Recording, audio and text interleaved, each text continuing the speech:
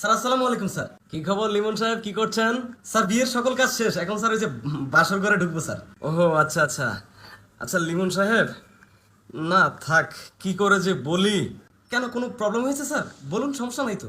না মানে তেমন কিছু না, ওই যে কিছুক্ষণ পর আমাদের ফরেন ক্লায়েন্টদের সাথে আপনার 20 মিনিটের একটা অনলাইন মিটিং ছিল, যদি অ্যাটেন্ড করতেন। স্যার কি কি বলেন স্যার, এখন তো রাত প্রায় 11টা বেজে গেছে স্যার। আমরা যদি এই প্রজেক্টটা ধরতে পারি আমাদের কোটি টাকা লাভ হবে লিমন সাহেব। আচ্ছা ঠিক আছে স্যার, ওকে স্যার, আমি মিটিংটা করে দিচ্ছি স্যার। আমি ফাইসা গেছি মাইন কার চিপায়, আমারও দিলের চোট বোঝে না কোন হেলায়, আমারও দিলের চোট। স্যার আসসালামু আলাইকুম। কি খবর লিমন সাহেব, মিটিং কেমন হলো? আমরা কি প্রজেক্টটা পাচ্ছি? প্রজেক্টটা স্যার করবে স্যার, ওনাদের সাথে আমার কথা হয়েছে। থ্যাংক ইউ লিমন সাহেব, আমি জানতাম আপনি ছাড়া এই কাজটা কেউ করতে পারবে না লিমন সাহেব। আর স্যার রাত তো এখন 3টা বাজে স্যার, আজকে আমার বাসর রাত স্যার। ও হ্যাঁ হ্যাঁ লিমন সাহেব, ওকে ওকে ওকে ওকে, আমি তো ভুলে গেছি। আপনি নতুন বউকে সময় দিন, আর কালকে সকাল সকাল অফিসে চলে আসেন। স্যার অফিসে আসবো